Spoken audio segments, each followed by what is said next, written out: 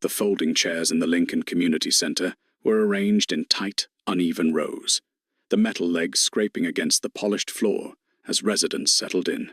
Fluorescent lights buzzed faintly overhead, casting a pale glow across the room. A long table stood at the front beneath a large American flag, where city officials sat with bottled water and neatly stacked folders. At the center of it all was Police Chief Daniel Whitmore. Chief Whitmore sat straight-backed in his Navy uniform, brass buttons polished to a mirror shine. His expression was firm, almost rehearsed. To his right sat Mayor Linda Reynolds, offering tight, camera-ready smiles. Two patrol officers stood along the side walls, arms crossed, scanning the room more like it was a security briefing than a community meeting. The topic of the evening was the city's newly proposed Public Safety Enhancement Initiative. On paper, it promised stronger enforcement in high-risk zones, expanded stop and search authority, and increased patrol presence. In reality, many residents believed it targeted specific neighborhoods, particularly the historically black Eastwood district. Whispers moved through the crowd in low currents. That's just profiling with better branding. They're going to flood our streets with patrol cars. They already have. Near the middle row sat Evelyn Carter, 72 years old, posture straight despite her age. She wore a simple navy cardigan over a pressed white blouse, her gray curls neatly styled. A small leather purse rested on her lap, along with a yellow notepad filled with carefully handwritten points. She had spent 2 evenings preparing what she wanted to say. Evelyn wasn't a regular at political meetings, but she wasn't naive either. She had lived in this city for over 5 decades. She had seen promises made and quietly broken. She had watched patrol patterns shift whenever elections approached, and she had watched young men from her neighborhood stopped, for reasons no one could ever fully explain. Chief Whitmore cleared his throat and tapped the microphone. The feedback squealed briefly before settling. "Thank you all for coming tonight," he began, voice controlled and authoritative. "Our priority has always been safety.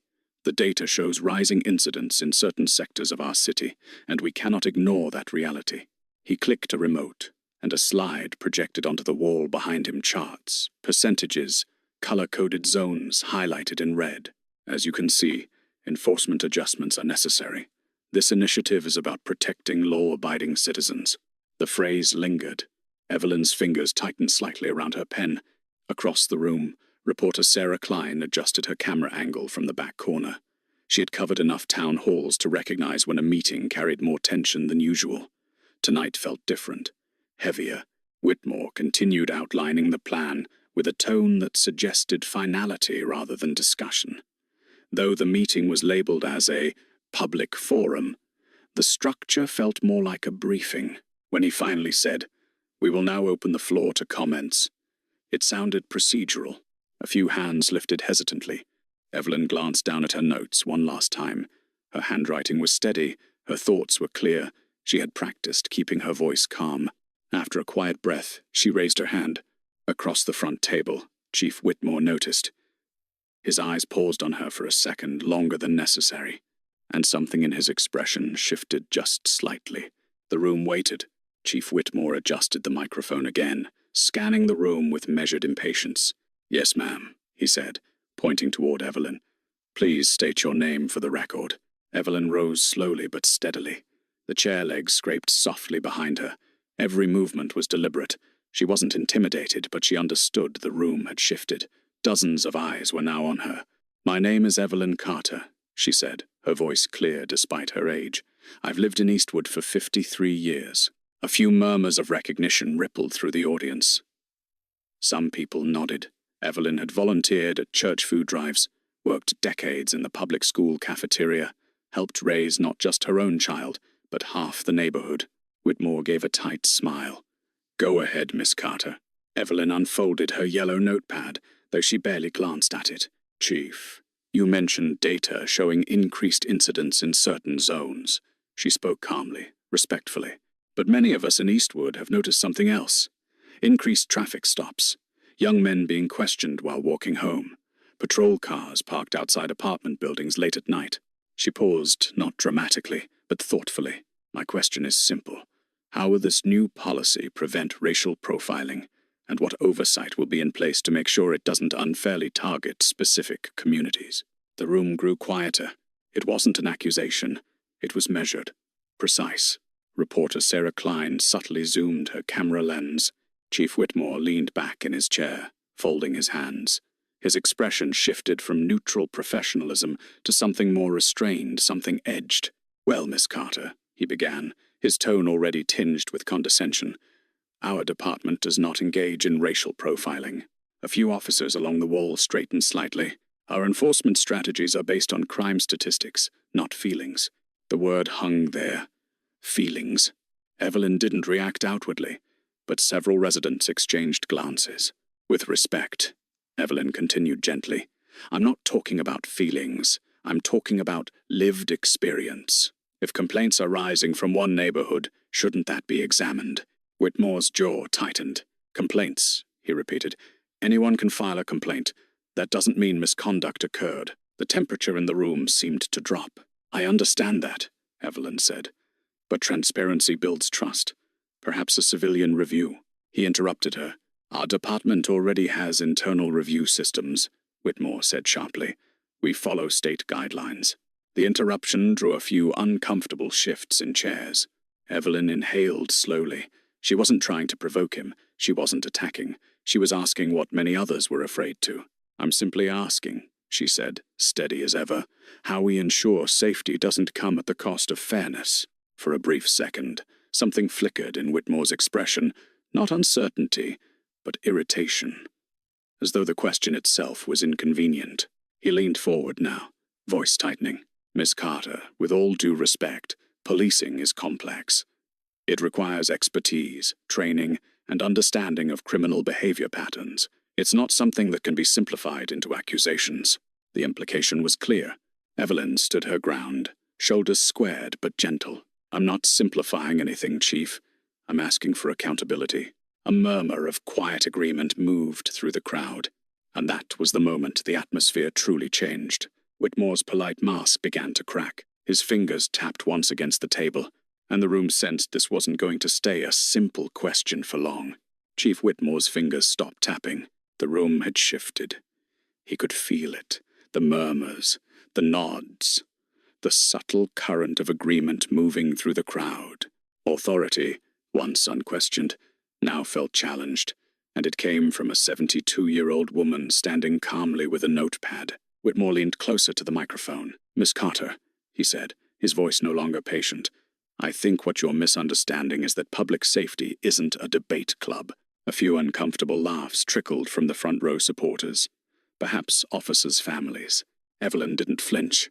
"I'm not debating, Chief," she replied evenly. "I'm asking about policy safeguards." Whitmore exhaled sharply through his nose. "Our officers put their lives on the line every day. Suggesting that they're out there targeting people because of race is not only inaccurate, it's offensive." The word offensive echoed louder than necessary. Evelyn opened her mouth to respond, but Whitmore raised a hand, cutting her off. "You've made your point," he said dismissively. "We have time limits tonight. Others are waiting." A ripple of tension moved across the audience. She hadn't exceeded the posted 2-minute limit. Everyone knew it. "I haven't finished my question," Evelyn said gently. Whitmore's chair scraped loudly as he leaned back again. "This forum is for constructive input," he replied, "not insinuations." The implication was deliberate now. Evelyn's grip tightened slightly around her notepad. Her voice remained calm, but firmer. "With respect, Chief, accountability is constructive." That was the moment. Something in Whitmore snapped, not explosively, but coldly. He turned slightly toward one of the officers, stationed near the wall. "Officer Collins," he said without breaking eye contact with Evelyn, "please assist Miss Carter back to her seat. We need to move forward." The room froze.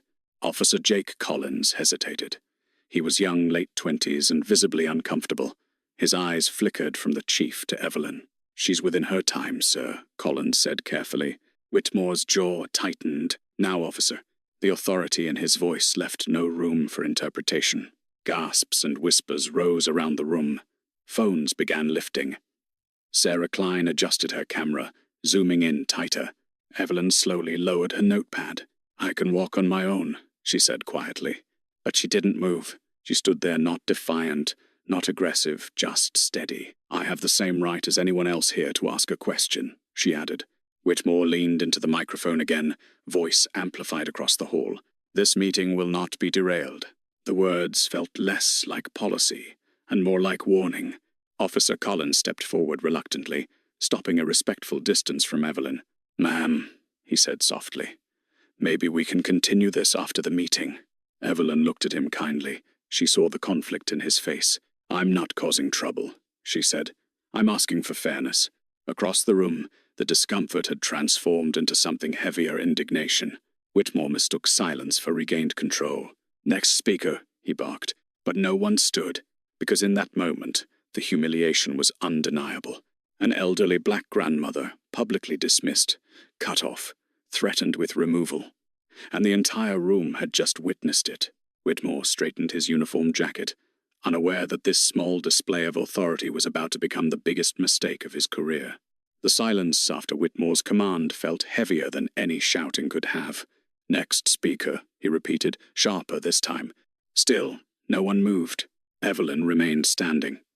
Her shoulders relaxed, but unyielding. The fluorescent lights reflected softly against her silver curls. She wasn't raising her voice.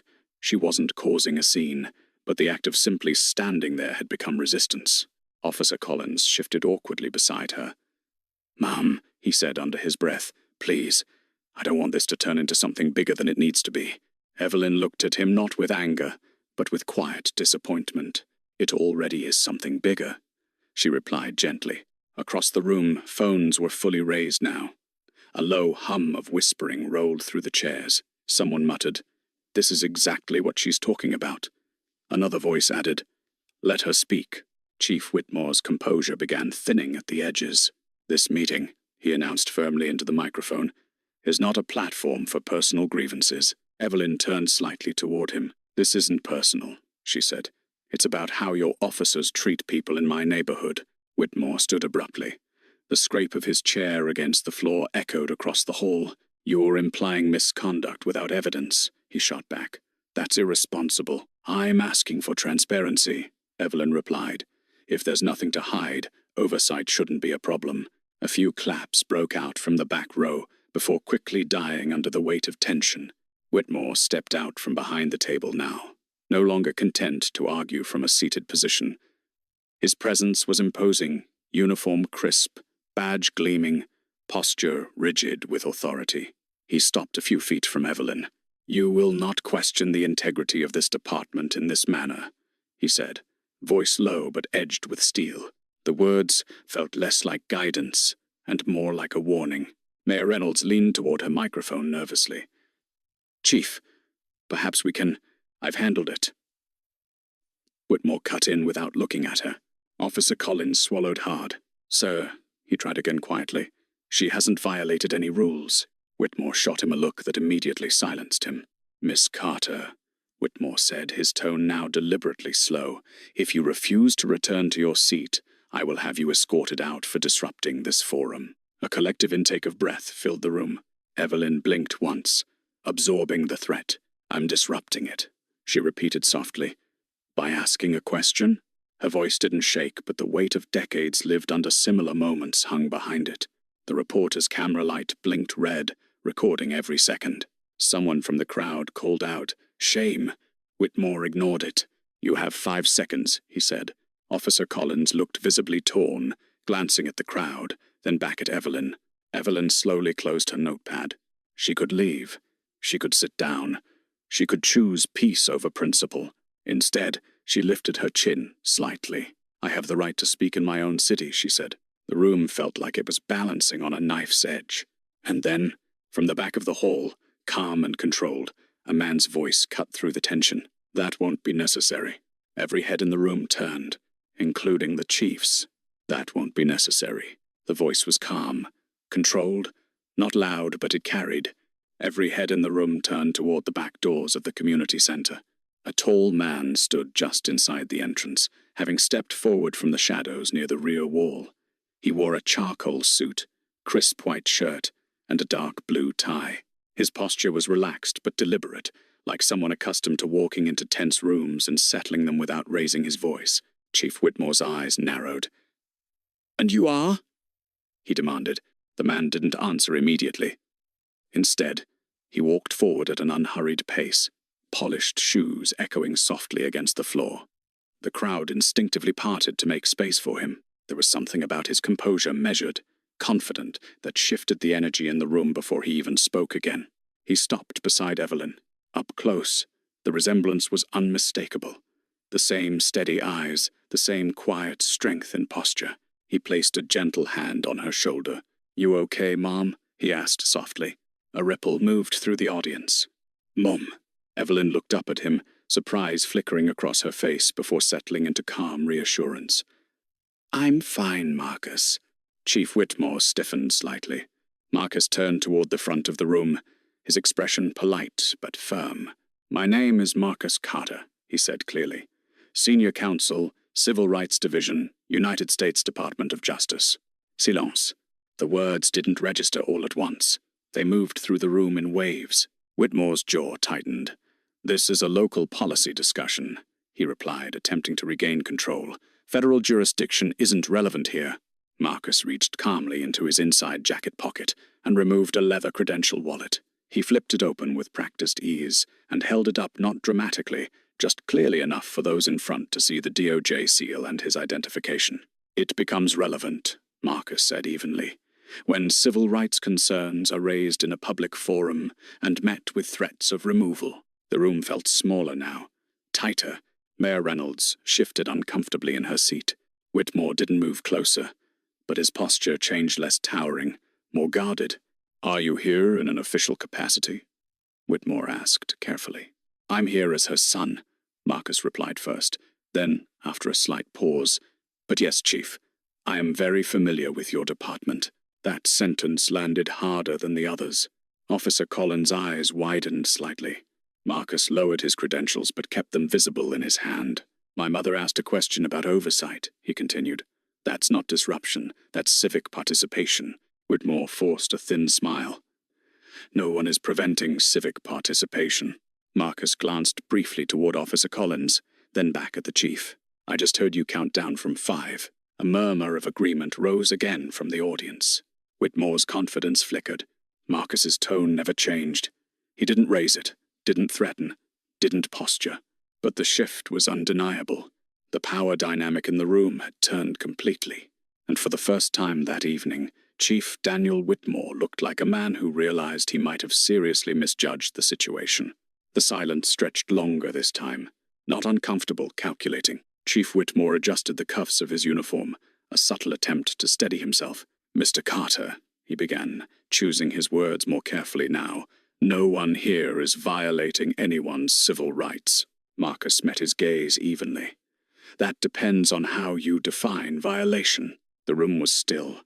Even the low hum of whispers had faded. Marcus stepped slightly forward, positioning himself beside his mother but facing the front table. He didn't raise his voice. He didn't need to. "The Civil Rights Division reviews patterns," he said, "not isolated incidents. Patterns of conduct, patterns of complaints, patterns of enforcement disparities." Each word was precise. Mayor Reynolds leaned toward her microphone. "Are you suggesting our department is under investigation?" Marcus gave a measured look. "I'm suggesting that concerns raised publicly shouldn't be dismissed publicly." Whitmore crossed his arms. "Defensive now. Our data speaks for itself," he said. "Crime is concentrated in specific areas. Deployment follows statistics. And oversight follows authority," Marcus replied calmly. "Especially when those statistics disproportionately affect protected communities." That word "protected" shifted the weight again. Officer Collins stood rigid near the aisle, his earlier hesitation now replaced with uneasy awareness. Several residents exchanged glances. Some nodded slowly. Whitmore attempted to regain footing. "If you have formal concerns, you're welcome to submit them through appropriate channels." Marcus allowed the faintest pause before answering. "Those channels," he said, "exist because history has shown what happens when authority goes unchecked." The statement wasn't accusatory. It was factual. He turned slightly toward the audience. "My mother asked about civilian oversight. That's not radical. That's governance." A few quiet claps broke out, tentative but present. Whitmore's composure tightened. This meeting is about implementing policy, not debating hypotheticals. Marcus held up a hand gently.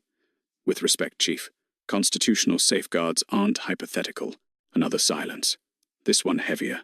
Reporter Sarah Klein shifted position, ensuring the camera captured both men in frame. She knew this was no longer a routine town hall exchange. Marcus slid his DOJ credentials back into his jacket pocket. "I'm not here to threaten," he said evenly. "I'm here to observe. But I will say this. Public trust erodes quickly when citizens feel silenced." Whitmore's voice lost a fraction of its earlier authority. "No one is silencing anyone." Marcus glanced briefly at Evelyn. "You initiated a removal countdown." That single sentence echoed. Mayor Reynolds cleared her throat. "Perhaps," she interjected cautiously, "we can allow Miss Carter to finish her question." Whitmore hesitated. The room waited. For the first time all evening, the chief looked toward the mayor for direction rather than issuing it himself. A long second passed. Then another. Finally, Whitmore stepped back toward the front table. "Miss Carter," he said stiffly, "you may conclude your remarks." It wasn't an apology, but it was a retreat. Evelyn lifted her chin slightly, not triumphant, just composed. Marcus stepped half a pace back, letting her reclaim the floor. The shift was complete. Authority hadn't vanished, but it had been challenged and forced to recalibrate. And everyone in that room felt it. As Evelyn adjusted her glasses and prepared to finish what she had started, Marcus stepped back into the second row. He didn't need to stand beside her now. She had the room again. Watching her there, small in frame but unshaken, pulled him backward in time. There had been another room once. Smaller, dimly lit, paint peeling slightly near the ceiling. The apartment on Jefferson Street, where he grew up. Evelyn Carter had worked double shifts at the public school cafeteria for nearly 25 years. Mornings started before sunrise. Evenings ended with sore feet and swollen hands. But no matter how tired she was, she always sat at the kitchen table when Marcus did his homework.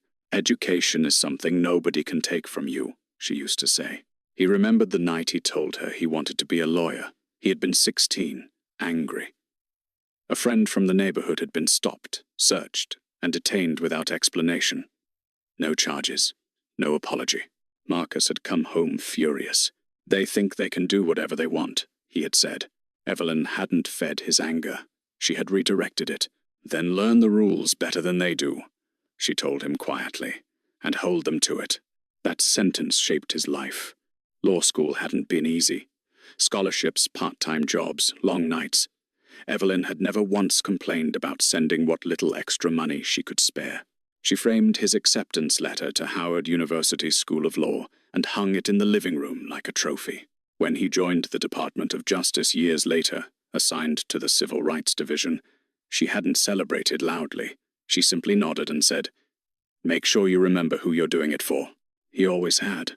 Back in the present, Marcus watched her standing under the harsh fluorescent lights of the community center, calmly holding her ground against a uniform and a badge. She wasn't confrontational. She wasn't political. She was principled, and that was more powerful than either. Marcus hadn't planned to speak tonight. He was in town visiting her for the weekend. When she mentioned the town hall over dinner, he offered to come along quietly, just to sit in the back.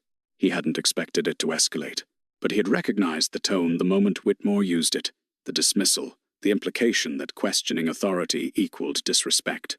He'd seen it before in depositions, in body cam footage, in internal memos buried beneath layers of bureaucracy. Patterns.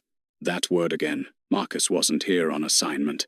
There was no open federal case yet, but complaints had crossed his desk before, from mid-sized cities just like this one.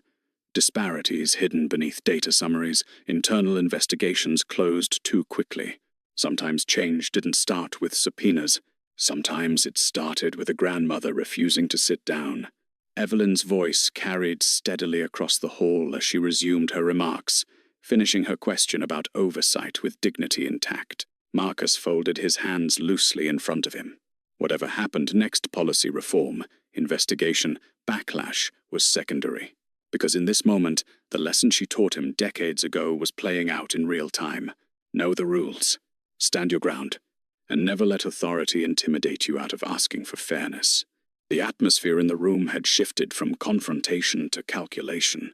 Evelyn finished her final sentence calmly and returned to her seat without assistance. This time, no one tried to stop her. A quiet ripple of supportive murmurs followed as she sat down. Marcus remained standing. "Chief Whitmore," he said evenly, "since we're discussing transparency, perhaps this is a good time to clarify something." Whitmore's expression hardened slightly. "Clarify what exactly?" Marcus clasped his hands loosely in front of him. "Over the past 18 months, he began, your department has received multiple formal complaints regarding disproportionate traffic stops in Eastwood, specifically involving young black males between the ages of 16 and 25. A faint stir moved through the crowd. Whitmore responded quickly. "We respond to crime trends. Complaints don't equal misconduct." Marcus nodded slightly. "True. But complaint patterns can signal deeper issues, especially when internal reviews consistently conclude no wrongdoing despite conflicting body camera narratives." That landed. Officer Collins' posture stiffened almost imperceptibly. Whitmore's eyes narrowed. "Are you implying falsified reports?" "I'm implying inconsistencies," Marcus replied calmly. 3 cases flagged by independent advocacy groups noted discrepancies between written reports and body cam transcripts. The mayor shifted uncomfortably again. "Those cases were reviewed internally," Whitmore snapped, "and cleared. Internal review isn't external oversight," Marcus said. "That's precisely the point my mother raised." Reporter Sarah Klein was no longer pretending to casually film. Her camera was fully centered on the exchange. Marcus continued, voice steady, measured. "There are also grant compliance reports submitted to the state indicating increased stop and frisk activity in Eastwood activity that rose 40% after last year's budget expansion." Whitmore folded his arms again, but this time it felt protective rather than dominant. "You seem very informed for someone who claims not to be here officially." Marcus allowed the faintest pause. "I stay informed about departments that generate statistical anomalies." The room reacted audibly to that phrase. Whitmore's voice tightened. "Statistics can be interpreted many ways." "Yes," Marcus agreed. "But civil rights law interprets impact." Silence followed. He wasn't accusing. He wasn't threatening. He was stating measurable realities. Officer Collins shifted again, eyes briefly dropping toward the floor. He had written some of those reports. He remembered at least one stop that didn't sit right with him afterward. He remembered being told to stick to the narrative. Whitmore sensed the room slipping further from his control. "If there are formal concerns," he said, forcing steadiness into his tone, "they should be addressed through proper legal channels, not dramatized at a town hall." Marcus met his gaze directly. "Transparency isn't dramatization." Another quiet murmur of agreement. "And let me be clear," Marcus continued, "no formal federal action has been initiated at this time." That sentence caused visible relief to flicker across Whitmore's face. "But," Marcus added, holding the pause deliberately, "public conduct often determines whether informal monitoring becomes something more structured." The relief vanished. The implication was unmistakable. The town hall was no longer just about policy. It was about patterns, about accountability, about whether authority could withstand scrutiny when the spotlight turned toward it. And for the first time that evening, Chief Daniel Whitmore looked less like the most powerful man in the room, and more like the most exposed. By the time the town hall adjourned, the tension hadn't dissolved, it had crystallized. Small clusters of residents gathered in the parking lot under the yellow glow of streetlights, replaying what they had just witnessed. He tried to throw her out. That Doge guy was calm, though. Did you see the chief's face? Inside her car, parked across the street, reporter Sarah Klein was already editing. She had covered city politics for nearly a decade. Budget disputes, zoning arguments, school board controversies. None of them had the raw, undeniable clarity of what she'd just recorded. An elderly black grandmother calmly asking about oversight. A police chief counting her down like a disruptive protester. A federal civil rights attorney stepping forward her son. It wasn't just dramatic. It was symbolic. Sarah trimmed the clip carefully. No commentary. No opinion. Just clean footage.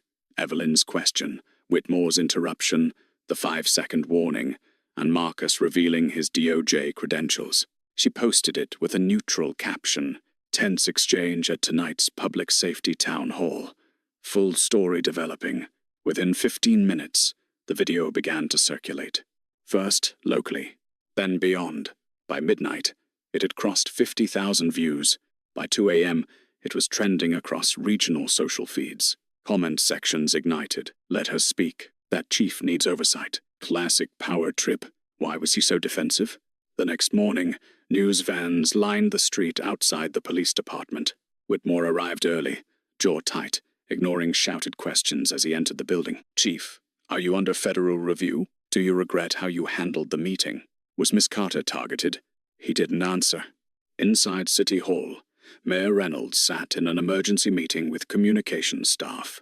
"This is escalating faster than we anticipated," one advisor said, scrolling through headlines. "Town Hall, clash sparks, civil rights questions. Police chief confronted by DOJ attorney. Community demands oversight." Mayor Reynolds pressed her fingers to her temples. "We need a statement. Something measured." Meanwhile, Officer Collins sat alone in his patrol car before his morning shift, staring at his phone. He had watched the video 3 times. He had heard his own voice in the background, hesitating. "She's within her time, sir." It sounded small now, but it was there. At Evelyn's modest home across town, Marcus stood at the kitchen counter while she poured coffee as if nothing unusual had happened. "You didn't have to step in like that," she said quietly. He gave a faint smile. "You taught me not to sit quietly when something's wrong." Her phone buzzed repeatedly on the table, calls from church, friends, neighbors, even people she hadn't heard from in years. She ignored most of them. "I didn't go there to cause trouble," she said. Marcus met her eyes. "You didn't." Across the city, pressure mounted. City council members began requesting briefings. Advocacy groups issued statements calling for independent review. And inside the police department, whispers began circulating among officers. Because once something goes public, it stops being controlled. And Chief Daniel Whitmore was learning that authority, when challenged in the open, doesn't shrink quietly. It fractures under scrutiny. By the 3rd day, the pressure was no longer external. It was internal. Inside the police department, the atmosphere felt different. Conversations stopped when supervisors walked by. Patrol briefings were shorter, more scripted. Officers avoided eye contact in hallways. Chief Whitmore stood at the front of the morning command meeting, hands braced against the conference table. "This department will remain professional," he said firmly. "We will not be distracted by media narratives." But the distraction wasn't the media. It was uncertainty. City Council had formally requested an internal review of stop-and-search data. The mayor's office had issued a carefully worded statement supporting community transparency. And by late afternoon, a memo circulated announcing that Internal Affairs would conduct a preliminary assessment of enforcement patterns in Eastwood. Preliminary. That word felt heavier than it sounded. Officer Jake Collins sat in his patrol vehicle after shift, engine off, staring at the dashboard. His body camera footage from the last year replayed in his mind. He remembered one stop in particular. A 19-year-old college student pulled over for a wide turn. The report had cited suspicious behavior. But Collins had known, deep down, that the stop had been encouraged because of location, not conduct. He hadn't spoken up then. He told himself it wasn't his place. Now, watching the fallout unfold, that reasoning felt thin. Back at headquarters, Whitmore closed his office door and dialed the mayor directly. "This is political pressure," he said sharply. "We can't let one viral clip undermine the department." Mayor Reynolds' voice came through, measured, cautious. "It's not just the clip, Daniel. There are questions being raised about data trends. We've followed procedure." "I know," she replied. "But optics matter." Whitmore exhaled, frustrated. "So, what are you suggesting?" "A pause. Administrative leave. Temporary. While Internal Affairs reviews everything." The word hit like a physical blow. That would imply guilt. It would imply stability, she corrected gently. Right now, the city needs calm. Whitmore stared out his office window at the parking lot below. For years, he had controlled the narrative. Promotions, budget expansions, crime statistics highlighted at press conferences. Now, he was reacting instead of directing. That shift unsettled him more than the investigation itself. Later that evening, an official notice was drafted. Chief Daniel Whitmore will be placed on temporary administrative leave pending an internal review of departmental procedures. The announcement hit local media within minutes. Inside the department, reactions were mixed. Some officers were angry, others were quiet. Collins sat alone at his kitchen table, laptop open, staring at the Internal Affairs reporting portal. Anonymous submissions allowed. His fingers hovered over the keyboard. He thought about Evelyn Carter, standing calmly under fluorescent lights. He thought about Marcus Carter's measured tone. Patterns matter. Collins took a slow breath. Then he began typing, because sometimes the collapse of authority doesn't come from outside pressure. Sometimes it begins when someone inside decides to tell the truth. The announcement came on a grey Monday morning. City Hall held a press conference under controlled lighting and carefully rehearsed language. Mayor Linda Reynolds stood at the podium, flanked by 2 council members and the interim police supervisor. "Effective immediately," she began, reading from prepared notes.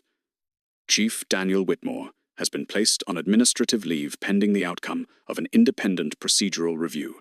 Independent. That word had been negotiated late into the night. Behind the scenes, pressure had continued mounting. Advocacy groups had formally requested federal observation. 2 city council members publicly supported civilian oversight reform. And, quietly, without public acknowledgement, the Department of Justice had sent an inquiry requesting preliminary departmental data. Not a subpoena. Not yet, but enough. Across town, small groups of residents gathered peacefully outside the police department. Handmade signs read, "Accountability builds trust. Transparency protects everyone. Let the community be heard." There was no shouting, no vandalism. Just presence. Evelyn Carter watched the coverage from her living room, seated in her usual armchair. The same yellow notepad rested on the side table beside her. Marcus stood near the window, phone pressed to his ear. "Yes," he said quietly. "At this stage, it remains an internal review. No formal federal investigation has been initiated." He paused, listening. Correct. If findings suggest systemic issues, that could change. He ended the call and turned toward his mother. "You didn't ask for any of this," he said. Evelyn offered a small, thoughtful smile. "I asked a question." Meanwhile, inside the department, internal affairs interviews had begun. Officer Collins sat across from 2 investigators in a neutral conference room. "Were you instructed to remove Miss Carter before her time expired?" one investigator asked. Collins nodded slowly. "Yes." "Did she violate any posted rules?" "No." His voice was steady now. The interview lasted 2 hours. By the end of the week, additional officers had come forward, not accusing, not dramatic, but confirming subtle pressures, quotas that weren't written down, neighborhood directives framed as preventative saturation, reports encouraged to emphasize compliance achieved, none of it illegal on its face, but patterns. The review panel expanded to include an external policy consultant. Body camera audits were initiated. Stop-and-search statistics were compared against demographic baselines. The data didn't scream corruption, but it whispered imbalance. And whispers, under scrutiny, grow louder. Chief Whitmore remained at home, officially silent.